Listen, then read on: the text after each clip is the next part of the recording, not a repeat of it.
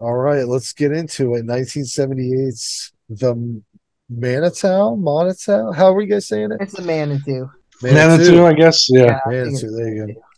go. Summary for this film: a psychic's girlfriend finds out that a lump on her back is a growing reincarnation of a 400-year-old demonic Native American spirit. Directed by William Girdler, who did Three on a Meat Hook, Grizzly, and Day of the Animals. He also passed away right after making this movie, like on the plane ride home, I believe. Was Oh Oh man. wow. written by Graham Masterson, William Girdler, and John Cedar.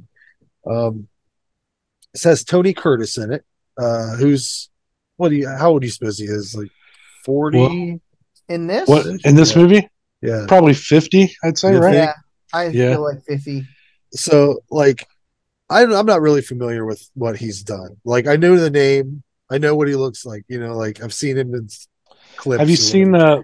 the biggest one he did was Some Like It Hot with Jack Lemmon and Oh yeah, Marilyn with Monroe? Taylor and Drag. I'm Yeah. aware that's a Marilyn Monroe movie. I've never seen it. It's really funny, man. Jack Lemmon's hilarious.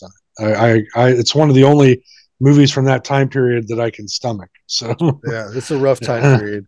yeah, But when he turns, he's like a psychic, right? He's got this mystical music going on in the background at the beginning, opening scene. He's like reading some fortune or whatever. She leaves, and then he turns that music off, turns on this funky 70s bachelor pad music, pours himself a beer into a wine glass, Right? and dances around it a little bit. I'm like, this is Classic. already more entertaining than that Puppet Master movie. So like I've already got it at like a 5 early on. But there are a lot of charming things I found about this. I know you guys didn't like it, so I'll let you shit on it after I say the things I thought were cool. All Um, right. the old lady falling down the stairs is undeniably one of the most brutal and hilarious old lady falling down So the flight funny. of stairs Oh my scenes god. in cinematic history. And it's so funny because he mentions that several times that happened, that this client threw herself down the stairs. Never fucking once does he mention that she floats to the edge of the stairwell and Yeah. then falls over. But yeah, I liked that. It was really, it took a lot of work. I gotta give him credit to make it look like she broke all the fucking things on the way down. Really good. Um, Kept going. uh, Every single one. yeah, I Yeah. really, really love the extremely outdated, for the time, probably top-notch computer technology. It's always something I look forward to in the movies from this time period. It's like a computer, it's like that fucking computer from the Thing that's just for chess. Yeah. Like Oh yeah, this that computer entire beast. evidently controls the whole hospital or whatever, and it's just hilarious. It's just this huge lit up buttons. Looks like fucking came right off the set of Airplane or Airplane Two or something. Or You know, Batman, uh, the but old yeah, Batman show. I Yeah. like a lot of the stuff from this period of time. Every little touch of '78 makes me feel nostalgic for a period of time I wasn't even alive for. Like so, like the hospital has saline in these big glass things. Yeah. I'm like, that's so fucking weird. The vehicles were so specific to the time. Almost every one of them seemed like it was probably Blair and Foghat out of the 8-track player. Everything has that really certain shade of brown from like the 70s and 80s. The all the magical words they chant in this movie, they seem like straight up bullshit, which is very Panawichi Salatu. Yeah. If you ask me, I enjoyed all of it. I was like, this shit is, first of all, this is the exact kind of movie that when people say that they want something that's not woke, because they didn't take into any consideration the feelings of any Native American that ever existed, ever. This They was the just, most stereotypical Native American guy I think I'd seen in and 20 he was, I years. guarantee you, I didn't Yeah. look it up, but I guarantee you he was not Native American.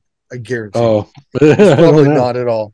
Um, yeah, it seems like they were completely unaware of the cultural insensitivity that the story contains. Like Yeah. they Huh. they they they attach black magic to Native American culture in a very strange way, and you know that's kind of it. I understand when people say I don't it's going to be woke, but because it won't be like this. Like they're not gonna go, they're gonna do some research if they so decide to do something this offensive, like culturally offensive. Um, they'll try to smooth it out, smooth out the edges at least.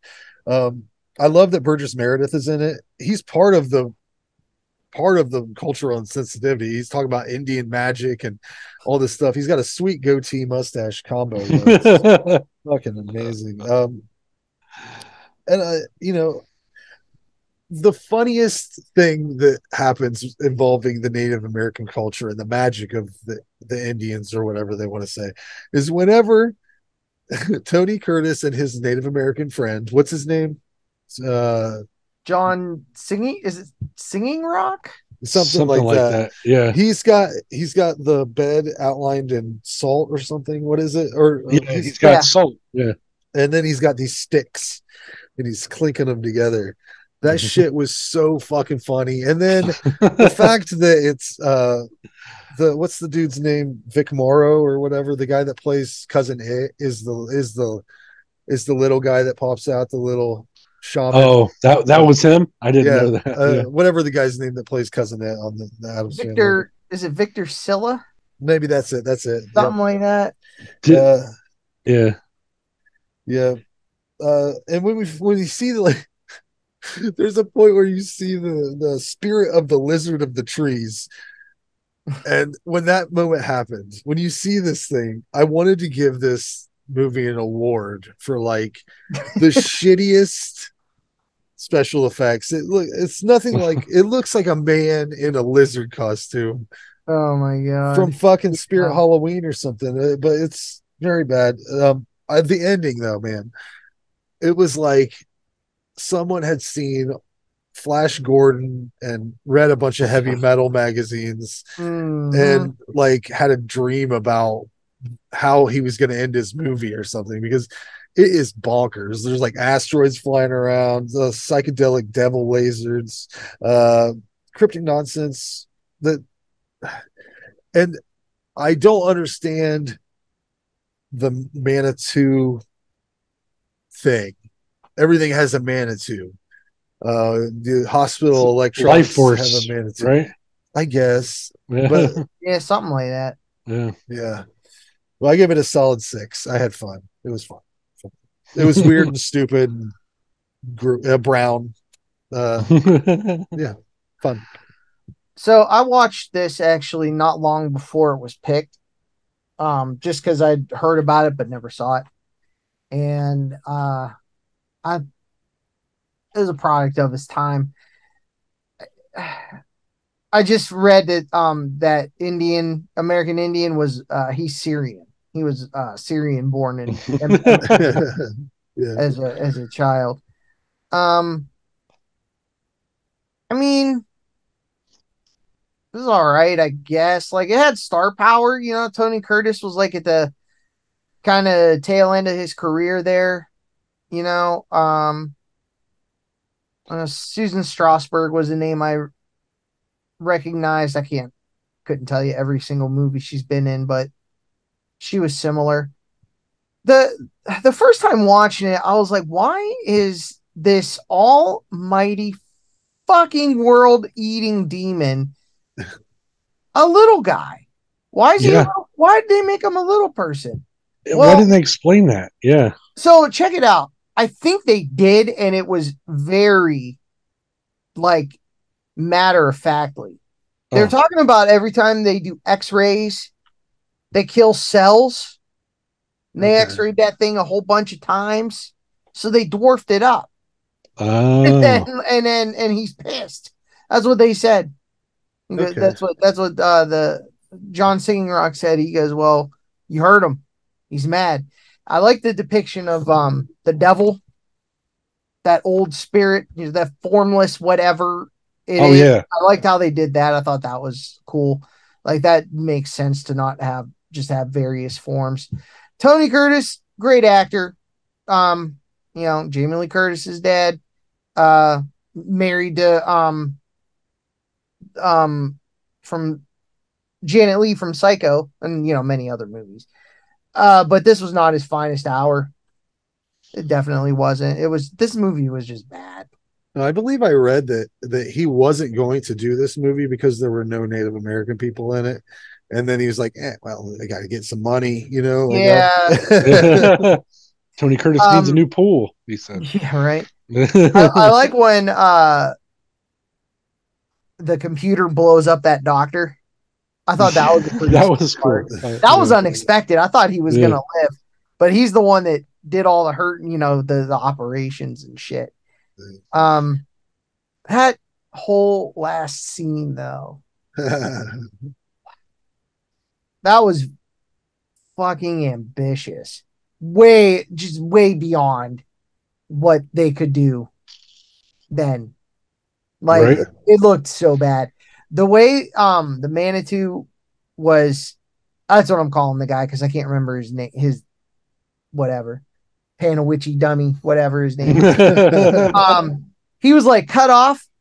He was like framed in there, like from like, I don't know, just above his knees up. He looked like an Olin Mills photo, the way it was set. You know what I'm talking about? Those two little, just the way everything was framed. Yeah. He looked like just like, all right, let's throw this guy in there. He's funny and he laughs the whole time. He just I love it when they're dodging the asteroids too. It's like it was, and then she gets powers. Susan Strasberg gets powers and stuff, and and with a big smile doing it. That shit was so funny. She's like jazz hand. She had pretty great boobs in that scene. Oh yeah, she did. Didn't expect that, honestly. Me neither. That was probably I'll bet you it was rated PG. Oh, probably. And they got some PG boobage in there. Yep, that was the time where you would slip that stuff in there. Yeah. I mean, I ended up giving it a 5. I didn't even look at who directed this or nothing. I love Grizzly. Grizzly's a big old piece of cheese. Like that's a fun ass movie. I would have. Oh, it is rated PG. I just looked. I guessed on it. I was like, there was not much happening in it that it could be rated R. That was a long scene at the end, and there was mostly, we were hanging.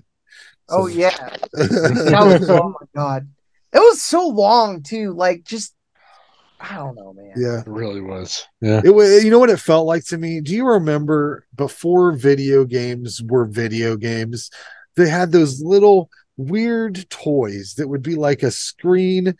It's like you're driving, and it's not really driving. It's just like, yeah. I love those. Yeah, it looked like it reminded me of that, like that kind of early, right? Just a conveyor belt of a road. Yeah, I was gonna say I took one apart once. It's just a picture on a wheel. Yeah. The car is attached to the steering wheel. You felt like you were doing something. That's how boring we were kids when we were kids. Hey man. Yeah. It was cool as shit. Well, I'm with John. I did not enjoy this movie. Frank, I just have to say, like, I was thinking about this as I was watching it. I'm like, you gave Night Eats the World such a low score, and I found that one to be such a more engaging movie. There was nothing fun in it. I was bored out of my fucking mind for about an hour of this movie. Like, I was sitting there like, he can't really like this. Like, this is boring shit. Like, to me, sometimes I can watch shit that's just from this time period. Yeah, and just live in it for a while, man. Like it is fun to see. The rent's cheap. It's and there's fun things that happen. Like for me, the ending was bonkers, and I liked that. It was fucking stupid, and God, there's asteroids. They've brought the devil into this. This is a definition of a slow burn movie for sure. Like it's just a bunch of shit, like here's these setups, and then it gets progressively crazier. Mm-hmm. I told you, Burgess Meredith, when I looked it up, he's on the fucking like marquee. So I was expecting him to be in a big chunk of this. He's in it for 5 minutes. Yeah. So that right away, I was like, what the fuck? he made me laugh though the whole time, so that was crazy. Yeah, the thing on the back of her neck grows and grows and grows. It has a really cool popping out of her skin scene. I thought was neat, That was but cool.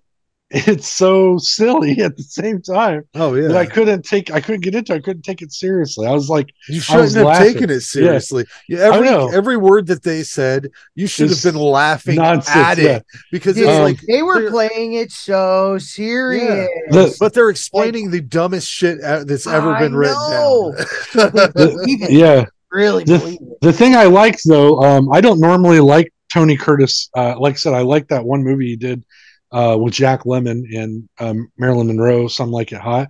But I've never been a fan of it. I wasn't like, oh my god, I got to see that Tony Curtis movie everybody Right. was telling me about. So, but I thought he would. That was a highlight for me. I thought he did a really good job as being this fucking shyster character. Like that's probably for me. If I had to pick one thing to tell people, give this a whirl. You're not going to really like it, maybe, probably, but his acting is he's scamming people out of money at the beginning, and by the end he's fighting a Native American demon. Like it's a pretty big turnaround for that character. I liked it. I liked that a lot. I thought the running rock guy was pretty cool, but he was. Did you? I cringed, and maybe that's because we're in this time period now. But he's like, "You got any tobacco?" And I was like, "Jesus Christ!" Oh yeah, yeah. Like he also I mean, says that line something about heap big something or other. He does he makes reference to it being like stereotypical, but he's I trying was to just tell that he's an Indian. Yeah. I was like, gee, like, come on, guy. Like, even in 1978, like, that was probably not the coolest thing to do. I don't know. But overall, like, that ending was just nuts. When it was over, I was glad it was over. It was long as fuck. So I was just kind of like, good, I'm glad this is over. But that ending stuck with me. I was thinking about it when we were getting prepared earlier.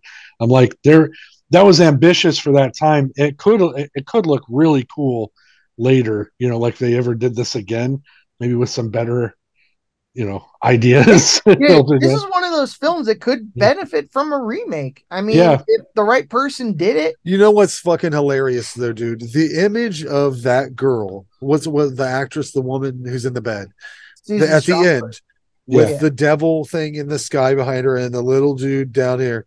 Yeah. That looked like an Ozzy Osbourne album cover. Like straight up, man. Yeah. Like for real. Crazy Train Volume 2. Yeah. But yeah, overall I gave it a 4 out of 10. It's not one I'll ever watch again, ever. Right. But it was infuriating. I had to stop it twice. I'm bored out of my mind. I'm going to play some fucking video games for about half an hour and then come back to this. So, and then the second time was to pee. Sometimes you got to do that. You want to go Hogwarts. I did. I did that with Night Eats the World or whatever. It took me like 3 sessions to get through that. Yeah. But then, like I said, the reason that if it's a slow burn, which you say, it does seem like you're right on that. If it is, the reason that I can stand it and enjoy myself throughout is because literally every plot point that they are talking about is fucking stupid and dumb and nonsense. Now think about it. This is if you question why I like this, I want you to try to explain this movie to anybody you work with. Just explain it to them. And then halfway through, when you get to the point where you're like, okay, so they open this door and it's like the universe. Like when you get to that point, then you can go, I get it. He likes dumb shit. And then you can be like, I'm glad you explained it because I was trying to rectify it in my head. I was like, how did he find that boring? This is fucking boring. When they're so dead serious about it, and they're like, well, he's an Indian shaman growing out of her neck. He's growing. They're so serious about it. It's like, are you for fucking real? You've made up some horse shit. Like, why would it be in her neck? Why wouldn't it grow in her fucking womb? Like any other she's got a fetus growing on her neck, Like, what the fuck? You read that text at the end, right? Oh, probably not. It said that this something happened somewhere. Some kid ended up growing a fetus on his neck. That's what they said in the movie. And I didn't Google it or anything, as I just I was like, Sure. oh, good, it's over. All right, bye. Yeah, right. Me too. I was like, hey, Like, I don't want to give this movie any more Yeah. brain cells. Yeah.